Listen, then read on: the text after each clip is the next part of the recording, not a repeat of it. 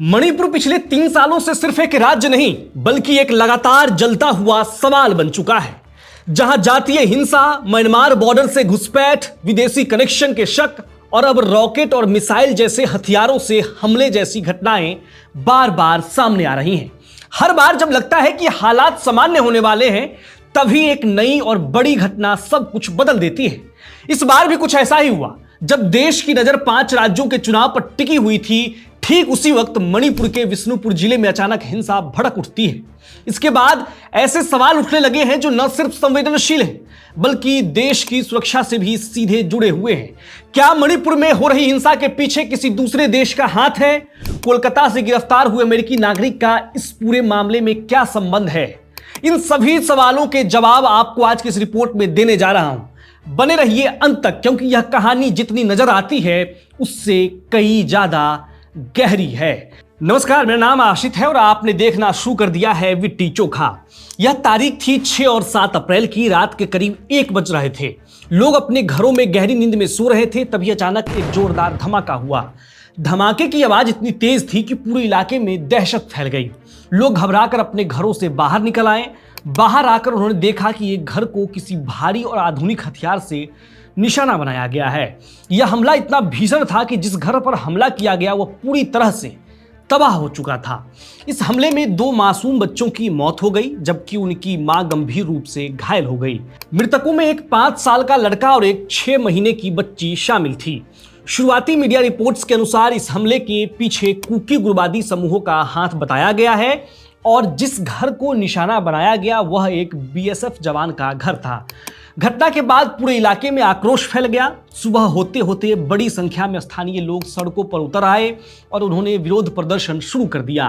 प्रदर्शनकारियों ने सड़कों को जाम कर दिया, जिससे आवाजाही पूरी तरह प्रभावित हो गई। हालात उस समय और बिगड़ गए जब कुछ प्रदर्शनकारी उग्र हो गए और उन्होंने पुलिस थाने को निशाना बनाना शुरू कर दिया।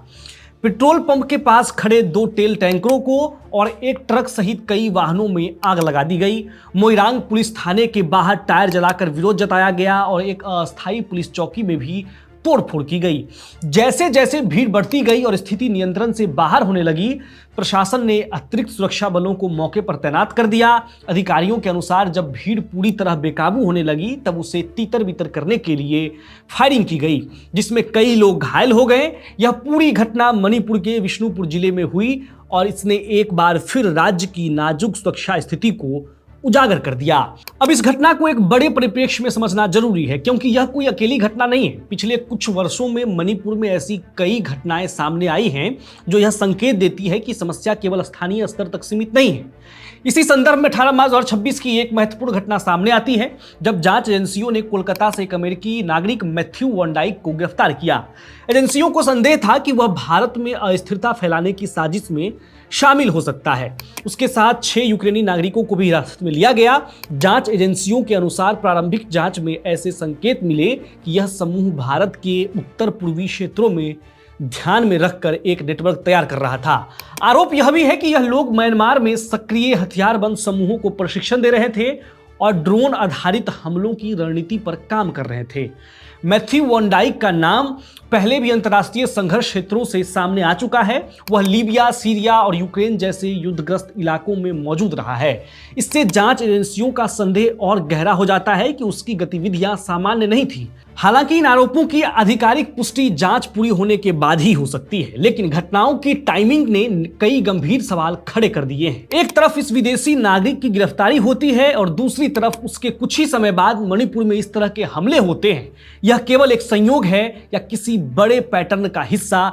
यह एक महत्वपूर्ण जांच का विषय बन चुका है। इसके साथ ही एक और तथ्य सामने आता है। सितंबर 2024 में सुरक्षा एजेंसियों ने जानकारी दी थी कि म्यांमार सीमा से लगभग 900 कुकी उग्रवादी मणिपुर में दाखिल हुए थे।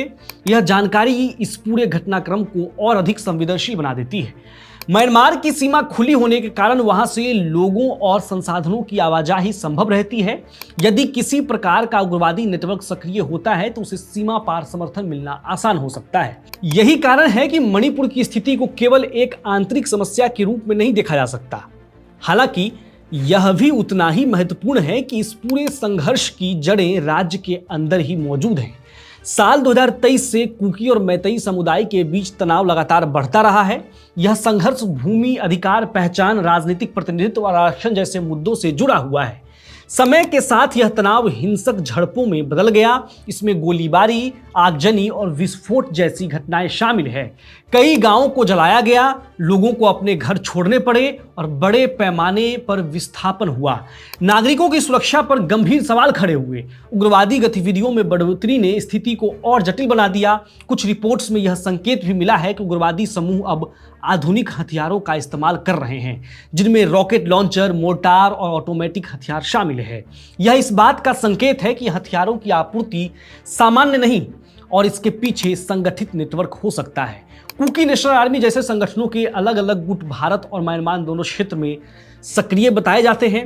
म्यांमार में इनकी मौजूदगी मजबूत मानी जाती है, जिससे सीमा पार गतिविधियों की आशंका और बढ़ जाती है। कुछ कुकी संगठनों ने अंतर्राष्ट्रीय मंचों पर भी अपनी बात रखने की कोशिश की। इसे भारत की संप्रभुता के दृष्टिकोण से संवेदनशील माना जाता है। हालांकि यह सीधे तौर पर किसी विदेशी सैन्य हस्तक्षेप का प्रमाण नहीं है, लेकिन अंतर्राष्ट्रीय समर्थन जुटाने की कोशिश को नजरअंदाज नहीं किया जा सकता। यह पूरा मामला कई स्तरों पर जुड़ा हुआ दिखाई देता है। इन सभी तथ्यों को एक साथ जोड़कर देखा जाए तो यह स्पष्ट होता है कि मणिपुर का संकट बहुस्तरीय है। एक तरफ यह आंतरिक, जातीय और सामाजिक संघर्ष है, वहीं दूसरी तरफ इसमें सीमा पार गतिविधियां, संभावित विदेशी संपर्क और आधुनिक हथियारों की उपलब्धता जैसे तत्व भी जुड़े हुए नजर आते हैं। हालांकि यह कहना अभी जल्दबाजी होगी कि इस पूरी हिंसा के पीछे किसी विदेशी ताकत की सीधी भूमिका है, क्योंकि इसकी पुष्टि आधिकारिक जांच के बाद ही हो सकती है। लेकिन घटनाओं का पैटर्न, उनकी टाइमिंग और उपलब्ध जानकारी यह संकेत जरूर देती है कि स्थिति सामान्य नहीं है। इसे केवल एक स्थानीय विवाद मानकर नजरअंदाज नहीं किया जा सकता। यही कारण है कि सुरक्षा एजेंसी इस पूरे मामले की गंभीरता से जांच कर रही है। आने वाले समय में जो तथ्य सामने आएंगे वे न केवल मणिपुर बल्कि देश की आंतरिक सुरक्षा के लिए भी बेहद महत्वपूर्ण होंगे। फिलहाल सबसे जरूरी है कि हालात को नियंत्रण में लाया जाए, प्रभावित लोगों को सुरक्षा और सहायता प्रदान की जाए और इस पूरे घटनाक्रम की निष्पक्ष और गहन जांच की जाए, ताकि सच्चाई सामने आ सके और भविष्य में इस तरह की घटनाओं को रोका जा सके। मणिपुर का यह संकट केवल एक राज्य का नहीं बल्कि पूरे देश की सुरक्षा और स्थिरता से जुड़ा हुआ है और एक गंभीर विषय बन चुका है। तो आज की इस रिपोर्ट में मैंने आपको बताया कि मणिपुर में पिछले दिनों क्या हुआ, इसका कनेक्शन किस तरह से अमेरिकी नागरिक से भी हो सकता है, क्योंकि यह टाइमिंग बहुत कुछ कहता है।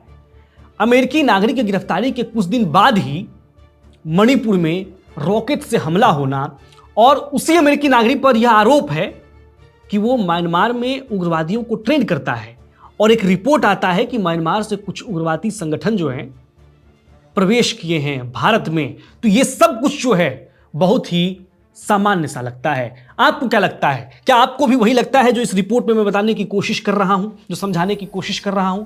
अपनी राय कमेंट बॉक्स में लिखिए, चैनल को सब्सक्राइब कीजिए और देखते रहिए विट्टी चोखा।